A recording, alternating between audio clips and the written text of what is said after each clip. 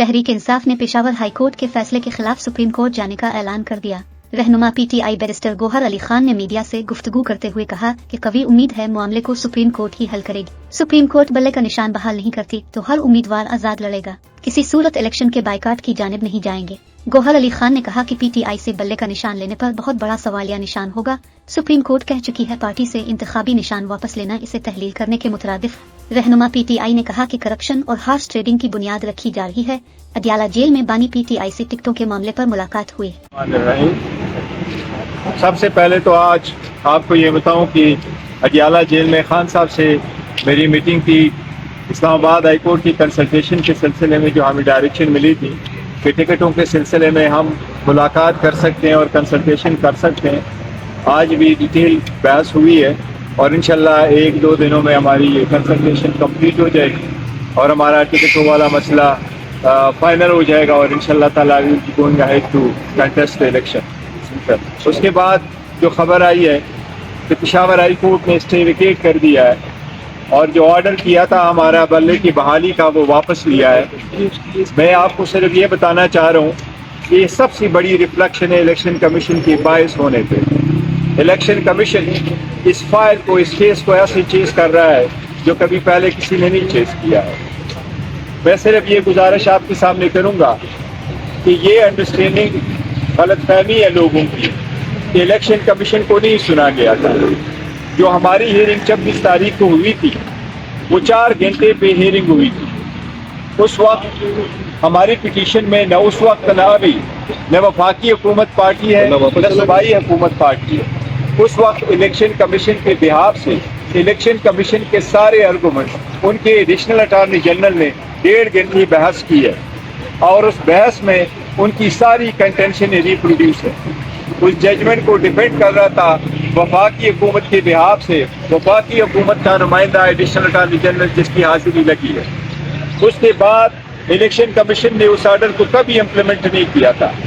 یہ پہلی مرتبہ میں نے دیکھا ہے کہ ایک آئینی ادارہ ہائی کورٹ جاتا ہے اور کہتا ہے کہ اسٹے ویکیٹ کرو، اس سے قبل کہ اس آئینی ادارے نے اس اسٹے کو امپلیمنٹ کیا ہو۔ اسٹیٹ الیکشن کمیشن نے ایک نیا شیڈول ایشو کیا تھا کہ آپ کی جو ریزرو سیٹس کی اسکروٹنی ہے ہم اس کو 13 تاریخ تک لے کے جائیں گے۔ میں سمجھتا ہوں کہ پی ٹی آئی سے بلہ لینا اس لیجیٹیمیسی کا بہت بڑا کوشچن آئے گا آپ کے الیکشن کا۔ 227 ریزرو سیٹ آپ ہم سے نہیں لے سکتے۔ آپ بلہ لیں گے تو آپ کے الیکشن کو دنیا کبھی ریکگنائز نہیں کرے گی۔ آپ اس ملک کے 859 سیٹس پہ اگر آپ الیکشن کروائیں گے انڈیپینڈنٹ تو آپ نے بنیاد رکھی ہے اور آپ بنیاد رکھیں گے کرپشن کی، ہارس ٹریڈنگ کی، جس کے بارہا مذمت کی گئی ہے، جس کی سب کی سپریم کورٹ بارہا کہہ چکی ہے کہ اسٹیبل حکومت کے لیے اس ناسور کو آپ کو ختم کرنا ہوگا۔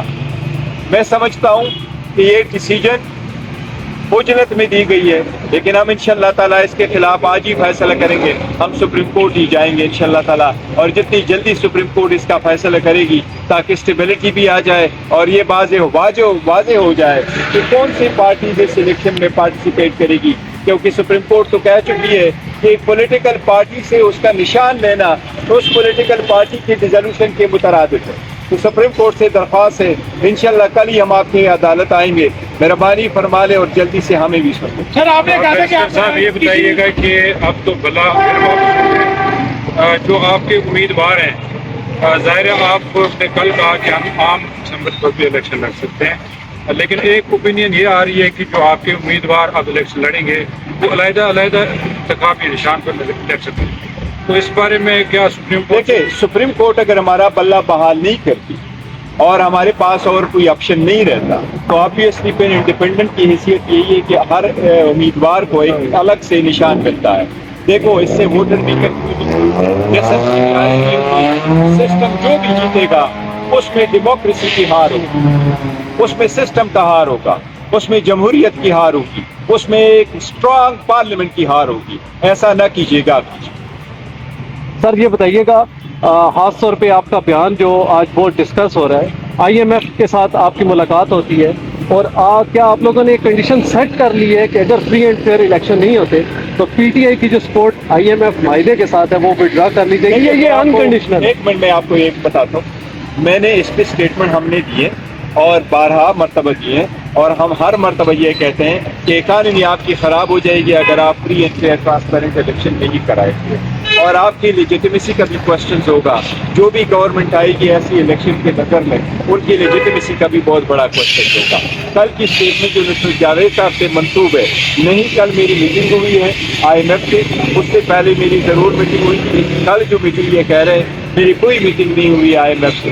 کل میرا انٹریکشن انٹرنیشنل میڈیا کے ساتھ تھا، نہ ہم نے آئی ایم ایف کو کل ڈسکس کیا ہے، نہ اس کے اسٹیٹمنٹ کے سے ریلیٹڈ کوئی اسٹیٹمنٹ دی ہے. سر جو پہلی ملاقات ہوئی ہے، جو اسٹیٹمنٹ ہے یہ نصرت جاوید صاحب کی، یہ میں سمجھتا ہوں غلط ہے، صحیح نہیں ہے، کیونکہ کل نہ میری ملاقات ہوئی ہے، نہ ہم نے کوئی ایسی اسٹیٹمنٹ دی ہے، نہ ہم نے یہ کہا ہے کہ ہم اپنا جو سپورٹ ہے وہ واپس لیں گے. ہم نے یہ نہیں کہا. ہم کہتے ہیں اکانومی کو بشمول آئی ایم ایف کے پروگرام کو نقصان پہنچے گا جب ملک میں جمہوریت نہیں ہوگی. جب آپ خرید و فروخت خود پارلیمنٹ کے اندر کرو گے تو آپ اکانومی کو کیسے اسٹیبل کرو گے؟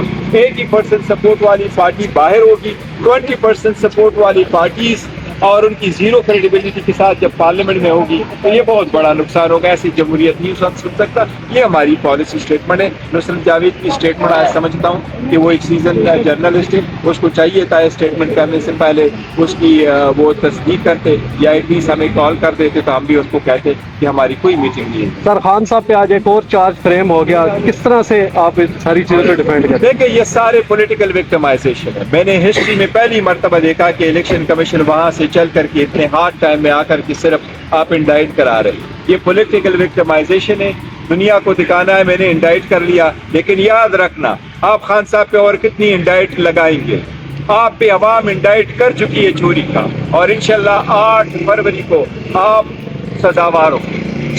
یہ بتائیے گا کہ سپریم کورٹ بھی اگر بلے کو ریسٹور نہیں کرتی اس کے بعد ظاہر آزاد ہی لڑیں گے آپ کے امیدوار 8 فروری کو، تو کیا آپ سزاوار کیا کنسیڈر کریں گے آپ آزاد امیدوار بوائے کاٹ کی طرف ہم کسی صورت نہیں جائیں گے.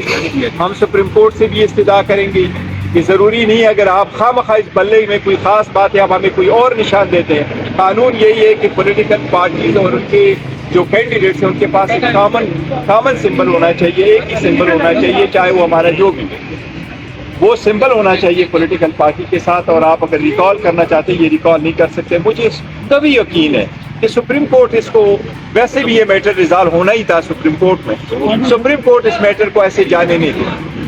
یہ جمہوریت کے آنے والے میں سمجھتا ہوں کہ آن بہاف آف اور فیوچر چلڈرنس فیوچر کی ہماری اوبلیگیشن ہے جمہوریت کو.